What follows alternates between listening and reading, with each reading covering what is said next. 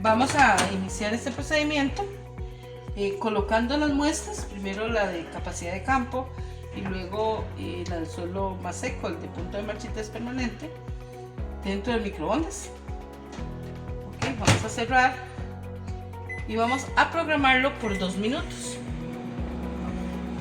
El procedimiento está establecido para un total de tiempo de 8 minutos, entonces significa que se deben hacer 4 microciclos de 2 minutos.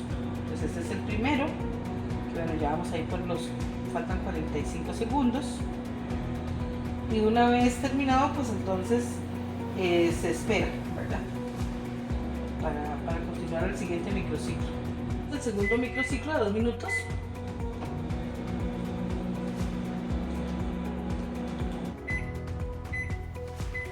Vamos al inicio del tercer microciclo. Con esto ya llevaríamos, culminando este proceso, llevaríamos 6 minutos. Ahora vamos a colocar el último microciclo, 2 minutos también. Estas son las muestras que estamos retirando del horno microondas.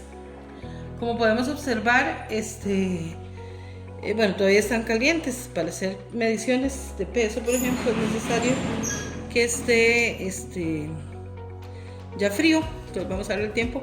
Solamente es para mostrar aquí la forma.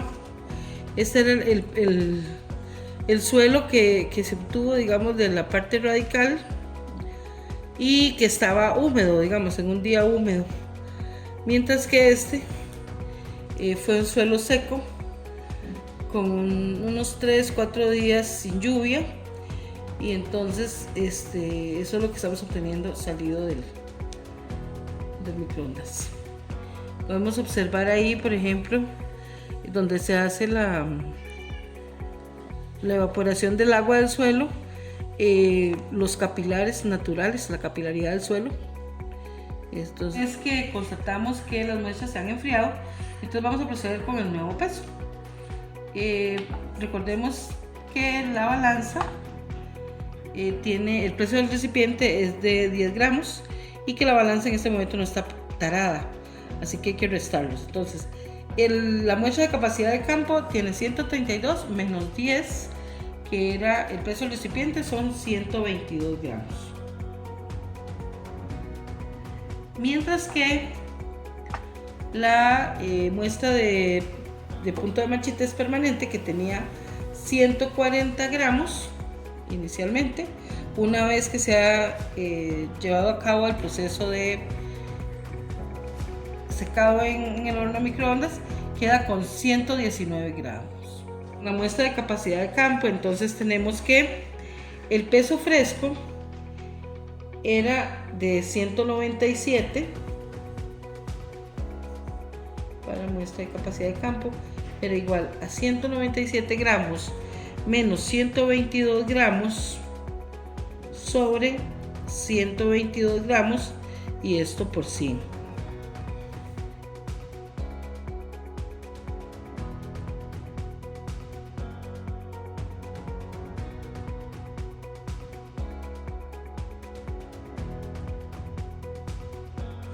De 301.59. Ese es el volumen del cilindro. Ahora bien, el cálculo de densidad aparente, decíamos antes que el volumen del suelo del suelo seco es densidad aparente, es igual al volumen del suelo, al peso del volumen del suelo seco, que son 122, ¿verdad?, gramos, dividido entre 301.59, que es el volumen del cilindro. Vamos a obtener los valores de evapotranspiración potencial, ETO, y la evapotranspiración real, la ETC, para el cultivo de cebolla en la zona de San Isidro de Heredia.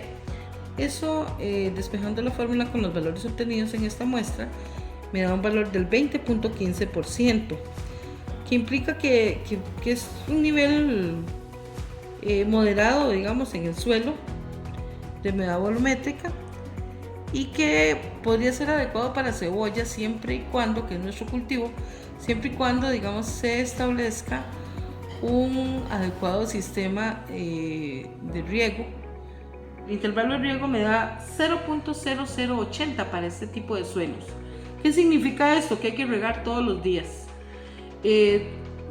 Vuelvo a traer a colación la fotografía o la imagen que tuvimos cuando el suelo salió desecado, que se veía, era evidente una gran capilaridad y que evidentemente para condiciones como aireación, como para desarrollo de raíces, esto es beneficioso. Ahí también señalábamos la dificultad que tiene ese suelo para precisamente retener humedad. Eso lo que significa es que hay que regar todos los días. La lámina de riego corregida se calcula mediante la fórmula LC, que es lámina de riego corregida, y es igual al intervalo de riego ajustado por la evaporación potencial. En ese sentido me dice que es necesario, ¿verdad? La lámina de riego corregida, es necesario aplicar 10.78 milímetros por día. O sea, no solamente es necesario aplicar riego todos los días, sino también un total de 10.78 milímetros por un día.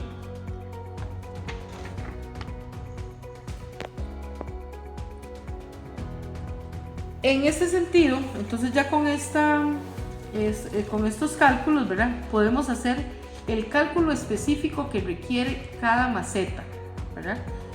Y entonces para proceder con esto fue necesario hacer primero que todo obtener el diferencial de humedad volumétrica, ¿verdad?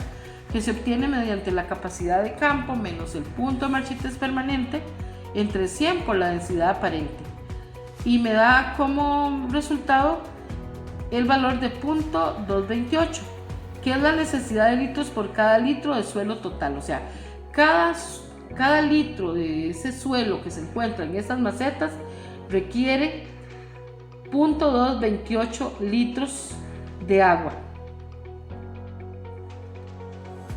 Con este dato lo extrapolamos al agua aprovechable por litro, y entonces el agua aprovechable es igual a la diferencia en la humedad volumétrica por la profundidad de raíces.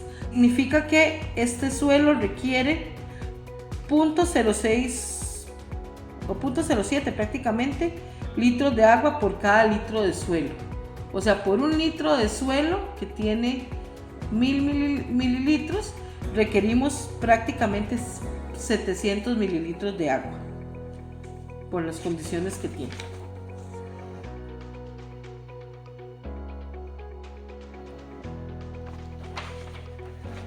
Ahora bien, en macetas, tal y como consultaba el ejercicio, en una maceta de 20 litros de suelo, con una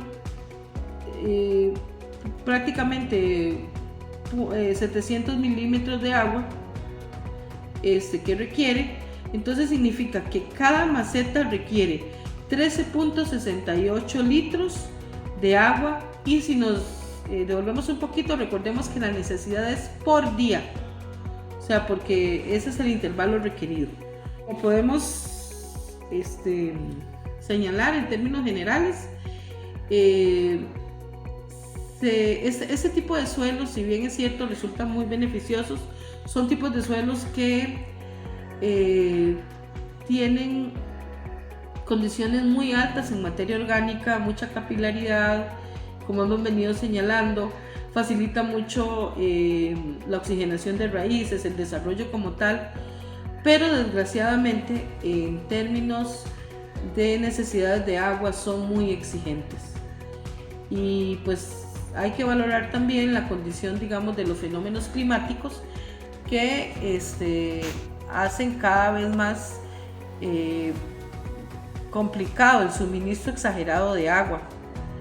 Hay que recordar también que no solamente es un tema de aplicación de agua, sino que también un suelo que es sumamente irrigado por cualquier método, sea natural o artificial, Es un suelo también que presenta condiciones de lavado de bases, de pérdida de nutrientes, porque este ejercicio de la percolación del agua en el suelo lo que hace es cada vez más bajar los elementos y afectar la fertilidad.